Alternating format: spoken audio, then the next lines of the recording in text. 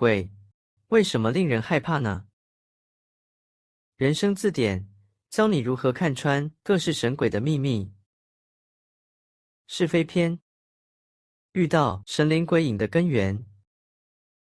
本篇内容，这是说破民间灵异事件的真相，以及人类被卡阴、中邪、得不明病症的真正原因。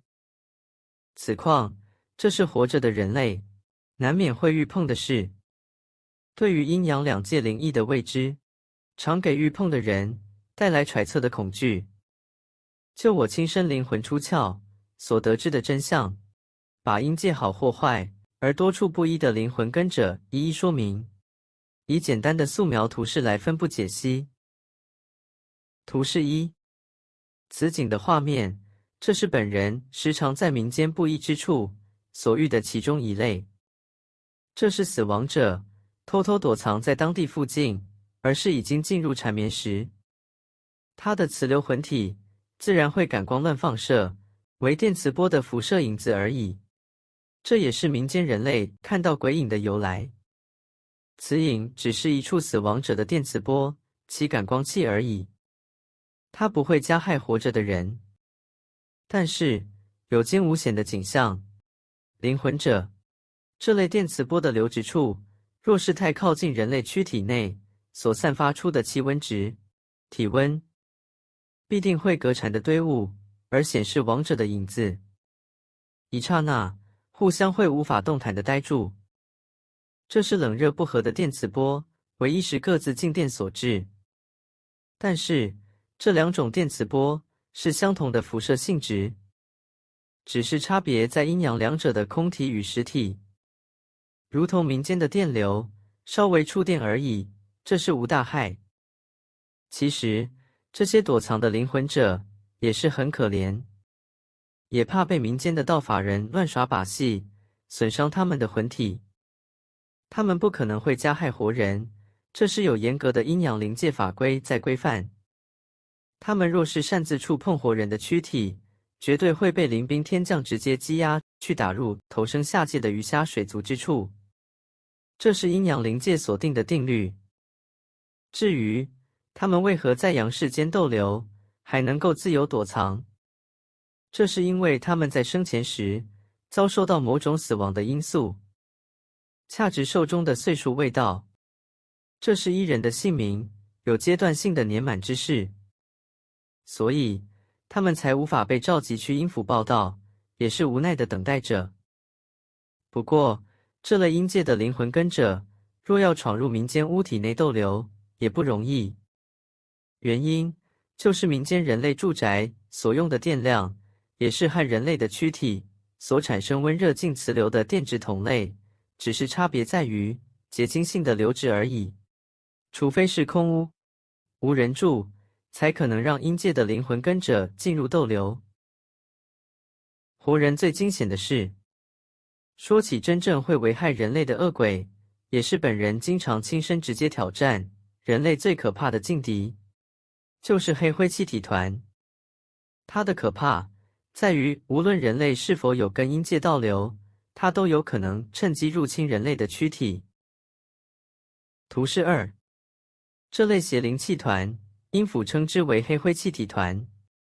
形成此类气团的灵根有3种：一、野兽和虫类的逃灵，包含水界的动物逃灵；二、人类的造孽者，生前磁流魂体因跟阴界倒流被吸光了，死亡时灵根已无魂体，本来是连回阴府审判的资格也没有，要直接被渡畜生者押去投胎虫、兽动物，却被脱逃的灵根。3. 被阴府审判重刑，要沦落投胎鱼虾水族，却在半路被脱逃的灵根。这3类逃灵都是没有魂体，必须靠吸取其他生物类的磁流包缠灵根，才能为所欲为的漂浮行动。而它们通常是成群结党的出动，如图示3，就是人类肉眼见到黑灰气体团在大白天时集体伪装云朵的物景，作为障眼法的出入之引。此图示3这是黑灰气体团成群如蚊虫群飞、成团漂浮的景象。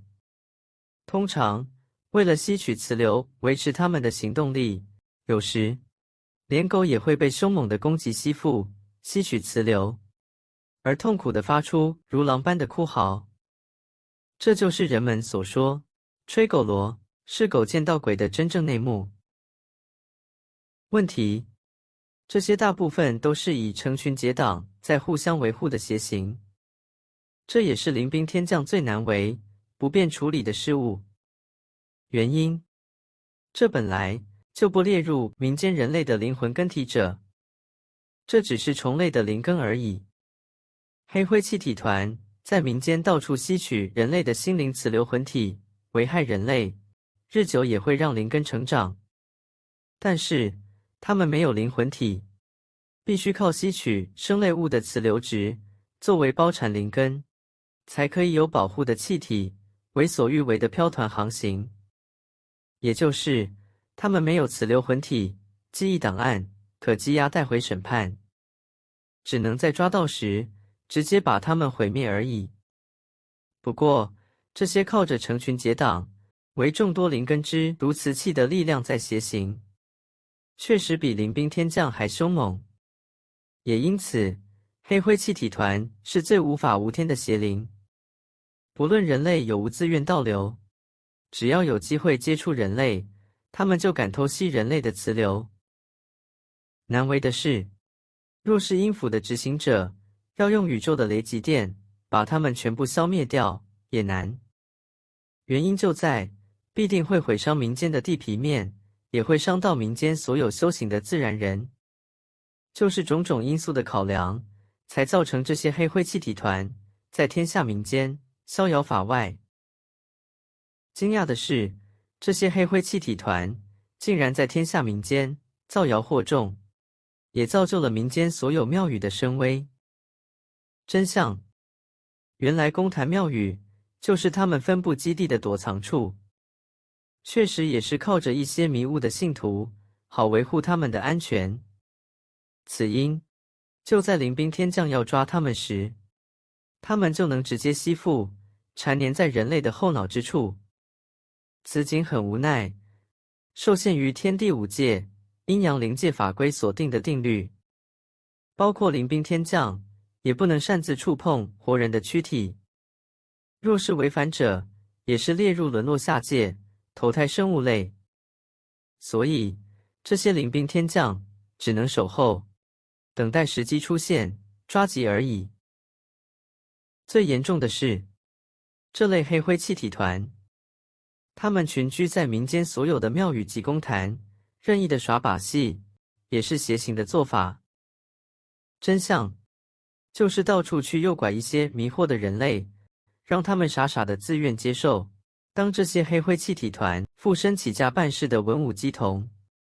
此类伏击的诡秘确实很恶劣，就是有些迷惑的人类去请示他们的时候，竟然这些黑灰气体团就各自吸附，直接缠黏，塔在信徒的后脑之处。此用意就是要看来请示的信徒，他们躯体内的心灵磁流魂体所记载的生活起居与思想是什么来历。请看图示表白。图示4，这是整个人体的构造来解剖，分布解析。前述的黑灰气体团塔在信徒的后脑之处，就是要看来请示的信徒，他一生所作所为的景物是什么。这些黑灰气体团的做法，就是从信徒的后脑之处，透过眼眶，再吸取心灵磁流魂体的电磁波，直接放射在荧幕显示镜，亲自观察。此程式就是这样才透彻看出来请示的信徒，他一生做人处事之景物，就是其记忆力档案，然后再通报给起家办事的乩童。这是同样恶质的阴界邪灵附身在乩童，为互相危害人类的耍法。就是这样，有去请示的信徒就会因为神明竟然把自己过去发生的事讲得一清二楚，信徒必定认为真的是神机，个个都迷惑的信从。惊险提醒：如果这些信徒日久又关遇到某种因素，就不信而退出，那就问题来了。这些阴界邪灵确实处事很恶劣，他们必定会先透过某某信徒去向你放话。若是你再不去信他们时，那事态就严重了。既然这些阴界邪灵敢向你口出重言，交代事故，他们就敢暗中把你弄出事故。不然往后他们怎样玩弄、控制民间人类，能让迷误信者信服呢？这是他们最常使用的自导自演法，事先预告信徒要发生的灾祸，然后他们再从中搞鬼，让预言的灾祸竟然发生。其实就是放火的喊救火。如此耍弄，就能让人类惊为神准，必定乖乖信服此神明。此况警惕：民间各个家庭所有敬奉的神像尊体，确实都是各怀鬼胎。神像内居住的就是这些阴界邪灵，为包缠灵根的黑灰气体团。就是因为家家在拜，人人都信，才能让黑灰气体团各自时常到处乱漂浮，去躲藏在人类的住宅。尤其到宫庙参拜求平安的随波逐流者，绝对免不了把黑灰气体团带回家的下场。另提，公坛寺庙或道法人常以神明旨意开示，要人类吃素或禁吃牛肉，也是邪灵的诡计。因为常去跟阴界倒流的人，绝对会被黑灰气体团塔入利用。若吃到牛肉这种高营养的食物时，可以把黑灰气体团慢慢破除、排泄掉。所以宗教人士绝对会鼓吹禁吃牛肉，且最好是吃素，让体质的磁流冷弱，更方便邪灵吸附在人类躯体。重点：民间人类若突然生病、精神恍惚、身体虚弱、癫痫症、癌症、失去记忆等等症状的人，这大部分的凶手就是黑灰气体团在暗中搞鬼，也就是民间所谓的中邪、塔阴，就是前述的写照。注意，本人提示如何破除这些黑灰气体团。他们是没有灵魂体，只是有灵根，也是靠着吸取活人的磁流值，作为包缠灵根，当作气体在飘团航行而已。此类，这也是毒气的细菌者，民间所说的病毒。它们最会隐藏在蚊虫的躯体上，作为障眼法，或卡在阴暗的发霉之处。问题：这些黑灰气体团通常都是趁黄昏时才敢单独行动的到处乱闯，是要询问一些心灵磁场脆弱的人当猎物。如何预防呢？只有见虫就除，见脏就多打扫。不然，这些邪灵黑灰气体团等在三更半夜，人类正熟睡时，他们就会出现在熟睡者的身旁，靠着他们包缠的气体团漂浮去卡在熟睡者的后脑上，就是要吸取人类躯体内的心灵磁流混体之气质。这是人体的电磁波之辐射器，也是这些阴界邪灵必须靠的磁流值，才能在民间随行腾空漂浮游荡的电磁力之来源。再提醒，通常活着的人，若是被这些阴界邪灵、黑灰气体团初步卡住，在吸取磁流时，确实只有感觉类似感冒的状态。此因就是这类黑灰气体团的电磁力一般大约只有20至30的容量而已，但是活人的电磁力通常大约是100至120的容量，这就是少有感觉的因素。问题：这种阴阳电磁力互相差距那么多，又为什么黑灰气体团不怕被烫伤呢？就是它们有包缠的气体团，可隔膜地卡住人体。此况若人体时常被黑灰气体团卡住，等日久就会适应，而且互相的电磁力就会融通。因此，被卡阴的人，他的情绪起伏之爆发力会特别大。惊险，这种阴阳两体的灵根者，若时常互相挤在一起，此况就是活着的人会产生精神恍惚或失去记忆力的状态。尤其有朝一日，等人体更虚弱的时候，会突然一刹那的痛苦而尖叫，产生变白痴或癫痫症的情况。此因就是人体内的智慧灵根者被这些黑灰气体团啃食受损，这是日久才会被侵蚀的事。有些人体内的智慧灵根者被凶猛的黑灰气体团吞吃掉后，人类就会突然陷入昏迷的状态，通常不会超过20天，必定死亡。接续最瞎掰的鬼影。图示5，此景的画面，这是时常浮游在街头巷尾，随人群擦身而过的阴界邪灵。阴府称之为瞎掰鬼，也就是民间俗称的魔神仔。此类是前后五官分不清楚的模糊形体，这也是本人时常在民间所观遇，他们到处在询问一些人类，是他们所需的磁流职位互通者。此为会诵念经文的吃素者，或躯体的磁场脆弱者。提示：这类瞎掰鬼是如何产生而成型的？其实，他们一开始是阴界邪灵的包缠气体团，也就是前述的黑灰气体团。后来，去吸取人体内的心灵磁流混体之气质，而吸缠日久，也把人类的后脑大板筋的细胞膜侵蚀。这时，人类的智慧灵根者才遭受被黑灰气体团硬缠的吞吃掉。所以，这类阴界邪灵就是有吞噬人类的智慧灵根者，才造成他们的电磁力都增强到140至150的容量，而且有能力变化外形。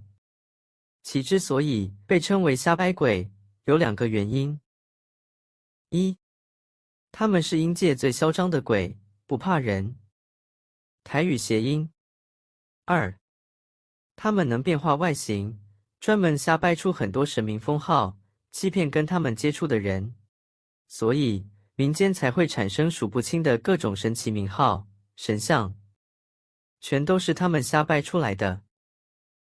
问题：他们这种恶劣的行径，造化了电磁力的容量，确实比民间的人类还要高达20至30的电磁力，因此这类瞎掰鬼才不怕人类的磁场高低之事。不过，他们会有模糊外形体，就是他们到处去吸取人类的心灵磁流混体之气质，好吸收包缠他们的灵根，当作离地变化成型的外皮衣。就这样，他们才随意变化人形。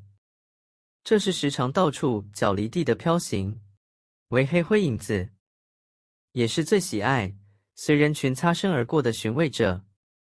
但是，通常的人类若是被他们擦身而过时，只是会稍微静电一下而已，等隔离一段距离，才会清醒地发觉不对劲，但影子已不见了。这是人体的流线波被干扰。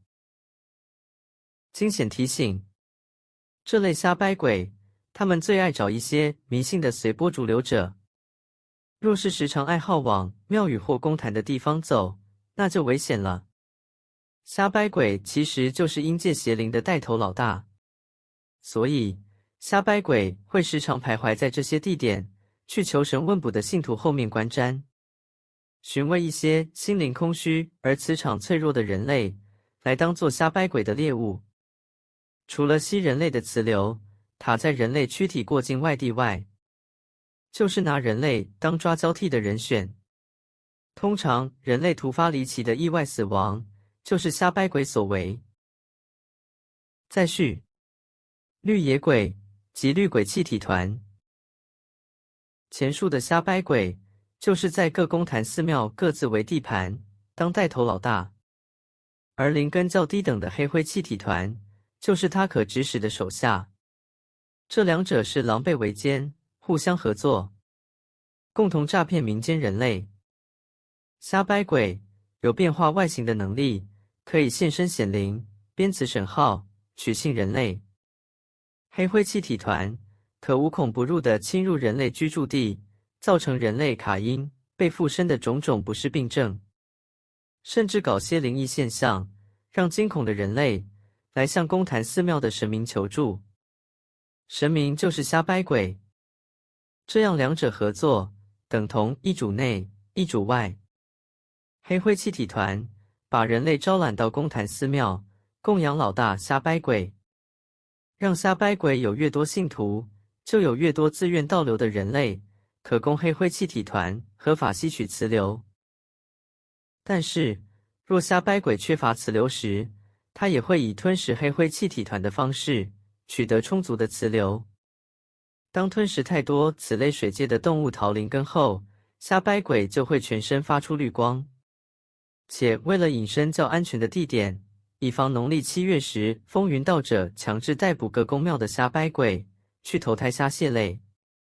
这是阴府的固定循环作业，每年会逮捕固定数量的瞎掰鬼，用以投胎硬壳类的虾蟹水产。所以，每个瞎掰鬼平均只能躲藏30年，就会被轮到逮捕粉碎灵根的结局。全身发绿光，容易被发现当目标。所以，此类瞎掰鬼必定会转移阵地，躲藏到山林郊野，借绿色植物做掩护。这种发绿光的瞎掰鬼就被阴府称为绿野鬼。这也是为何在山林郊野之地会有人建设很多公坛寺庙的由来。此外，此类绿野鬼因为容易被灵界当目标逮捕，通常他们只要有人选可以抓交替，就会凶狠地置人类于死地。所以，人类若遇碰到绿野鬼，通常是凶多吉少。另提绿鬼气体团，这是水界的动物逃灵，为黑灰气体团。若吸取生物磁流时，有机会也会将动物的智慧灵根者吞食，成为较高电磁力的黑灰气体团，就会发出绿光，被阴府称之为绿鬼气体团。绿鬼气体团因为有吞食动物的灵根，所以也有变化外形的能力，但是只能变化动物的形体而已。它也是躲藏在郊林野外的水边之处。人类遇碰的水鬼、鬼火、鬼打墙等等情形，就是他们在搞鬼。有时，人类会发现野外有一团绿光，走近查看，都会看到是一滴水珠而已。其实，这是它们在无生物可吸磁流时，就会吸取露水的净磁流值。这也是同等可用的磁流，但只有非常微量，不足用以变化外形的资源力。人类在遇到绿鬼气体团、绿野鬼或瞎掰鬼时，在靠近它们1公尺内，会让人类有触电的感觉。应对法：不要惊慌，只要暂停呼吸，尽速远离。这类邪灵是循人体呼吸的气流而追踪吸附人类，且憋气是一种隔电法，可以让触电不能动弹的躯体恢复行动力。此时就要尽速远离，才能保平安。千万不能念经或佛号，若是意念上求神相助，就是自愿跟阴界倒流，他们反而可以大方地跟你回家。下场如何？全书了解后，就可明白。人类为何会迷信他们呢？就是出在庙宇或公坛，那些乩童被附身起驾时所开场的言辞，说他们是某某王爷降旨，或某某神明降旨，而让一些心灵空虚、有贪念的人信以为真，当作偶像在求拜。其实，这种施法把戏的道具，确实都是模仿民间地方戏曲、歌仔戏里所有古代人物的言行举止。他们就是利用这套方式来取信大众，欺骗迷惑一些民间的人。让这些人类在心灵空虚时而迷迷糊糊地踏入陷阱。此况提示：若是民间的人突然无因无故的意外死亡，这大部分都是被瞎掰鬼抓去当交替，原因就是有求有得，就可由他们处决。此情况确实是灵兵天将不干涉的事。问题，这是灵界有定的规律，若是民间的自然人自己愿意接受，与阴阳灵界的规律无关，就是一个愿打，一个愿挨，才造成了民间人心百态、邪门的根源。神残害人类的阴谋把戏，受骗之处，就从一个有智慧的人也会变成又笨又呆的原因来说起。其实，人在社会要有士农工商欢喜的工作修行，就要自觉，不要在乎喜欢听好听、被哄骗的话。这是所有宗教最擅长的手法。例如，轻声细语说好话，讲圆融。所谓憧憬、梦想，并非坏事，但是不切实际、不符现实，就会让人的智慧萎缩，没有逻辑的能力。尤其人在社会怪力乱神的风俗中生存，确实智慧再好的人也会被迷惑而找不到人生的方向。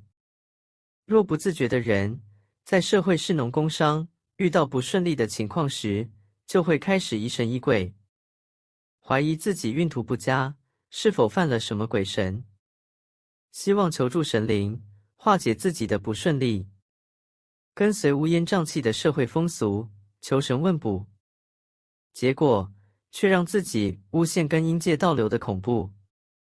这种求助无形神助的行为，通常是人类出社会遇到挫折时最常见的通病，却不知道这种跟阴界倒流的下场，才是惹来人生种种不幸与挣扎的祸端。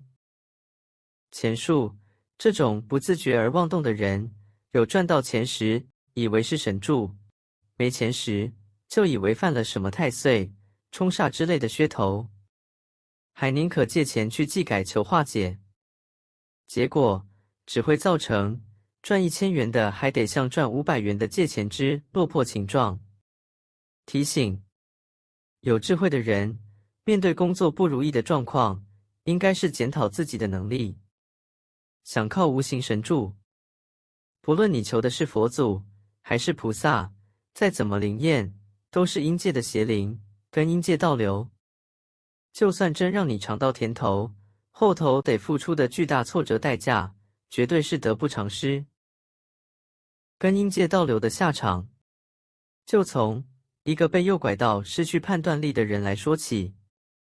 其实，在是非之争的社会，每个人一旦踏入社会，都希望能打拼成为有钱人，过好日子。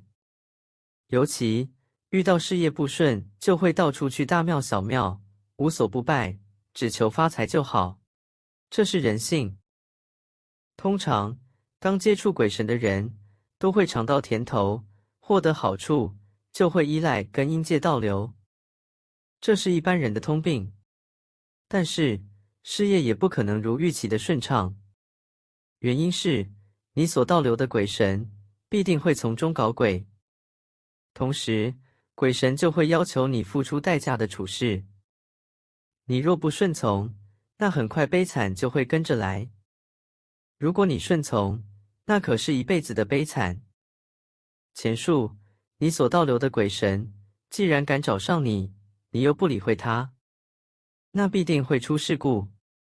因为阴界邪灵会在短期内，暗中把你搞到悲惨的下场，让你必定要信服他。绝大多数受挫折的人，就会迷糊的去求拜鬼神帮忙化解。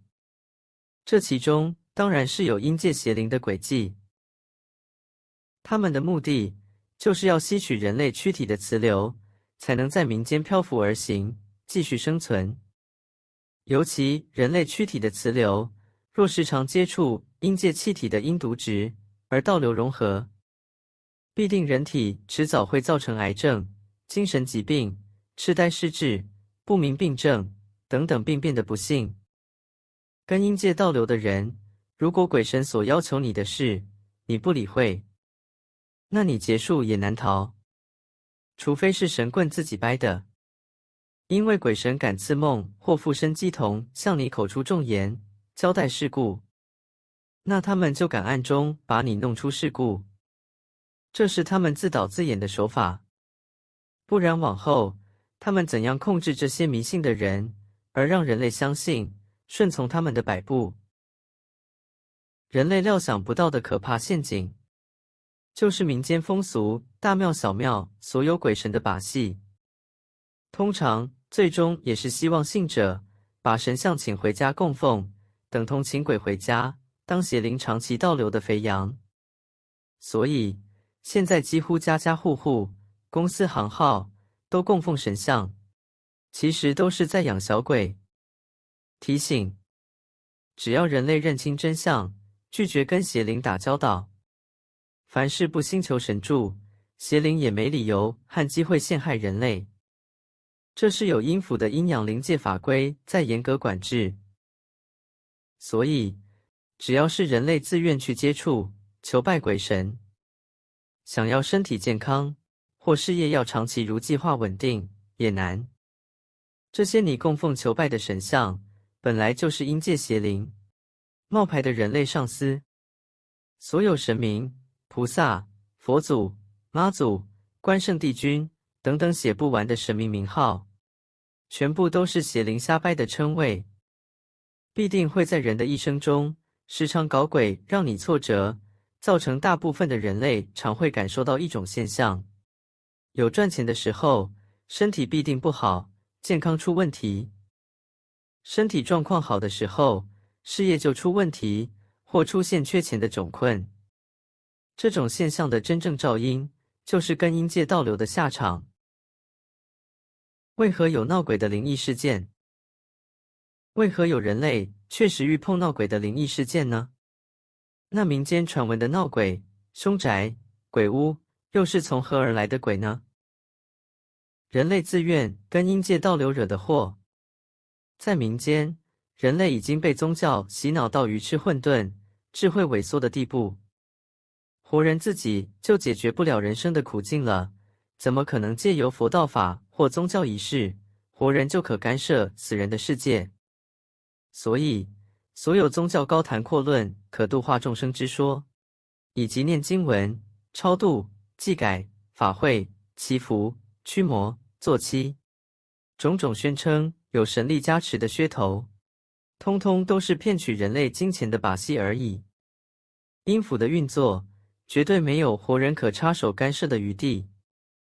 人类钱财被骗还无所谓，可怕的是，这些宗教仪式的背后，惹来自愿跟阴界倒流的阴界邪灵，才是真正危害、作恶人间，让人类遭受种种不平凡又离奇的挫折灾厄。这才是真正的元凶。很多人自诩不信宗教，不信鬼神，但是当遇到有人死时，多少会宁可信其有的，请到法人做法、念经，不然就是自助式的诵念经文。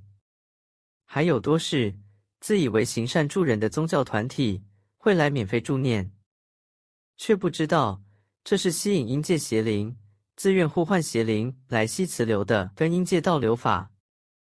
不但贡献人类的磁流弄出病痛，还会拖累家中大大小小，必定出事不平安。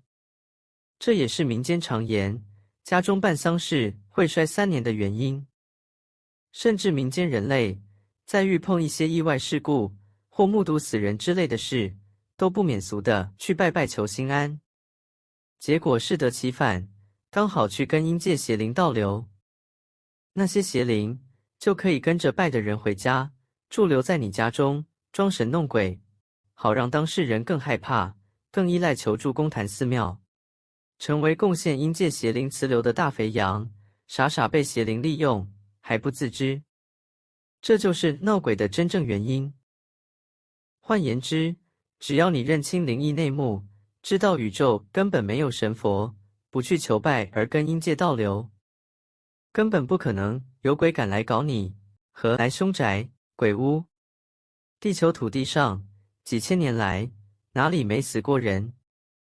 若鬼可无法无天接触人类，那到处都会见鬼、闹鬼，人类根本永无宁日。事实上，天地五界是有阴府、依阴阳灵界法规在管制运行的。曾经几千年来，人类被迷雾不知真相。如今，阴府已将真相公诸于世，人类若有智慧者，稍加逻辑思考，就能了然。注意，本篇所述的各种阴界邪灵，他们最怕的克星是谁？就是能透彻知道阴阳灵界内幕者，或人体的磁场极高，身体健康，为电磁波高温者。阴界邪灵不敢碰触这种人类，是因为他们怕被烫伤阴气体，又怕知情者是列入临兵天将执行者的处事，有灵界执行者在维护安全。也就是拒绝跟阴界倒流的人，阴界邪灵根本不敢触碰，因为有周遭的好鬼、度畜生者，其职责就是必须维护拒绝跟阴界倒流者的安全。阴界邪灵若触碰这种拒绝倒流者，就会当场被度畜生者以现行犯执行，击碎灵根，去当土壤或植物。奉劝，千万别以为阴府公诸世人的真相跟你无关，因为若不了解阴阳灵异内幕的人，在生活中有许多陷害人类自愿跟阴界邪灵倒流的陷阱。不明就里，就没有警觉性，意念上就不懂拒绝跟阴界倒流，受害也必然。要化解或避免邪灵的危害，唯一有效的方法，就是研读《风云道者经典录丛书》，民间人类的辟邪法，仅此而已，别无他法。下个单元，是非篇，寺庙及公坛的真面目。欢迎持续关注、订阅，并按赞我们的频道。人间小路，下期见。